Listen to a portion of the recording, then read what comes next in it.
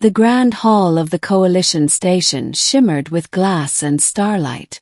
Delegates from 100 worlds dined beneath its vaulted ceiling, their laughter and chatter echoing across the chamber like a storm of pride and arrogance. The air was thick with alien perfumes, roasted meats from far-off planets, and the faint hum of the artificial gravity field that kept everything anchored in perfect decorum. At the edge of it all, sitting apart from the long tables, was a figure that did not belong. Her skin shimmered faintly like blue glass under the light. Her large eyes reflected the silver glow of the chandeliers, and her thin arms trembled slightly as she clasped them to her chest. She was an Etherean, one of the displaced. Her people's homeworld had been destroyed 2 cycles ago in a war that few even remembered anymore. No one had invited her. She stood near the food dispensers, silent and motionless, watching others eat. The elites noticed her, of course. They always did. "Look at her," sneered a Croth diplomat, his translucent mandibles clicking with amusement. "Still scavenging. Even when she's allowed in polite company. She should be grateful to breathe our air," a silver-skinned woman from the Varn Council added. "Ethereans, always begging." Few laughed. The sound was sharp and cruel. The alien woman turned her head slightly, her throat working as if swallowing something she didn't have the strength to say. At a nearby table, a lone human stirred his drink and frowned. His name was Elias Ward, a technician from the Terran envoy. Unlike the others, he wasn't here for politics. His job was to keep the station's environmental system stable. A humble role, one that meant most of the grand guests barely noticed him. But he noticed her. Her posture, her trembling fingers, the way she hesitated near the table of untouched bread and fruit before stepping back when the laughter grew louder. Elias stood. "Hey," he said softly, approaching her. "You okay?" The woman blinked at him, startled. Her voice, when it came, was soft and melodic, though hoarse. I was told there would be food for everyone. I didn't know." Her gaze fell on the dishes, then on the people watching them. Elias followed her eyes, and saw the looks they gave her. Disgust, contempt, the kind of disdain that wasn't loud but cut deep all the same. He smiled faintly. Then they were right. There's food for everyone. He turned, took 2 plates, and began to serve food. Fruits, bread, and steaming slices of roasted meat. The hall went quiet. Forks hovered midair. Every head turned toward him. "You can't be serious," hissed the Varn woman. "You're serving her." Elias glanced over his shoulder, unconcerned. "I'm just sharing my dinner." A few gasps rippled through the room. Someone muttered, "Humans, always lowering the standard." But Elias didn't care. He motioned for the alien woman to sit beside him at a smaller, empty table. "Come on. Before it gets cold." She hesitated only a moment before sitting down. For the first time in a long while she ate, and no one could stop staring. Middle. Her name was Lyra.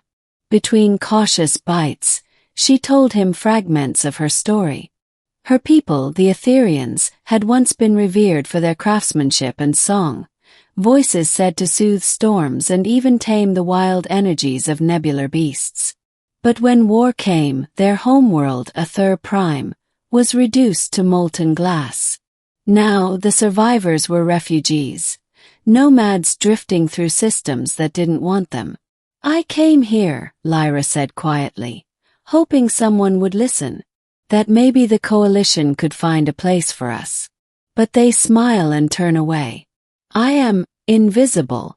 Elias tore a piece of bread and handed it to her. "Not invisible to me." Lyra froze at that. Her large eyes softened. "You are kind. Your people are strange. You fight and build, destroy and rebuild. But you share food without reason. He chuckled. Where I come from, sharing food is reason enough. Across the hall, the murmurs grew. The dignitaries whispered to each other in disgusted tones, some even leaving early. To them, what Elias did was unthinkable, sitting with a refugee, treating her as an equal. By the time the meal ended, the hall had emptied. Only a few curious onlookers remained, pretending not to stare. Lyra stood and bowed slightly. I thank you, human. You did not have to share your meal.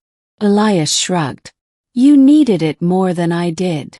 Still, she hesitated, then touched her fingertips to her forehead in a gesture of gratitude. I will not forget this. Before he could reply, an alarm blared through the hall. Red lights flashed, and the calm hum of the station turned into a chaotic roar. Biohazard in Sector 12, shouted a voice over the intercom. Containment breach. Elias's eyes widened. Sector 12 was one of his maintenance zones.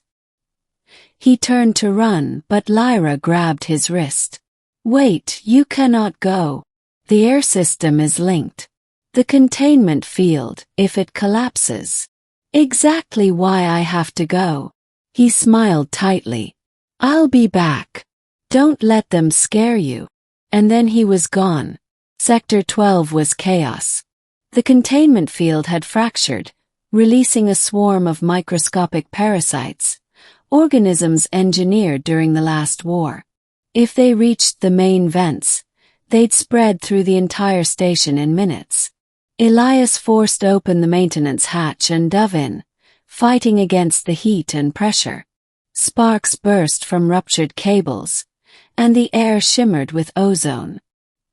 He worked fast, sealing lines, rerouting power, and resetting emergency protocols. Sweat ran down his face. His breathing grew ragged. Then the comm crackled. Human, Elias. Lyra's voice. Lyra. How did you? I accessed the intercom. You cannot contain it from there. The breach is deeper, beneath the reactor. Beneath the reactor. He frowned. That's suicide.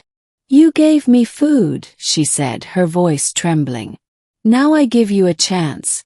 I can help you. He wanted to argue, but he knew she was right. He sent her the access codes. Minutes later, Lyra appeared in the maintenance bay, her glowing skin reflecting the warning lights. Without hesitation, she placed her palms on the damaged containment conduit. The blue patterns on her skin began to pulse. Energy rippled outward. The parasites, drawn to heat and radiation, froze midair, their microscopic movements stilled by a strange vibration. A song. Lyra was singing. A haunting, ethereal melody filled the chamber. It wasn't sound alone. It was resonance. The kind that could calm storms, that could shape molecular energy itself. Elias stood frozen, awed. The parasites burned away in golden light, dissolving harmlessly into the vents. But Lyra's body trembled. The effort was killing her. He rushed forward and caught her as she collapsed. Hey, stay with me. You did it. She smiled faintly, her eyelids fluttering. I sang for the last time. But it was worth it. My people are not monsters. Not beggars. We can still give. Elias shook his head. You're not going anywhere, Lyra. You hear me.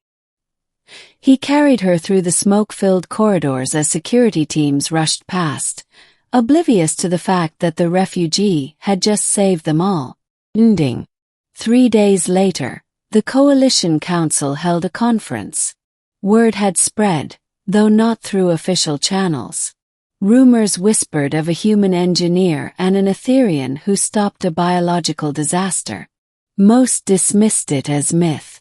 But when the security logs were finally reviewed, the truth was undeniable.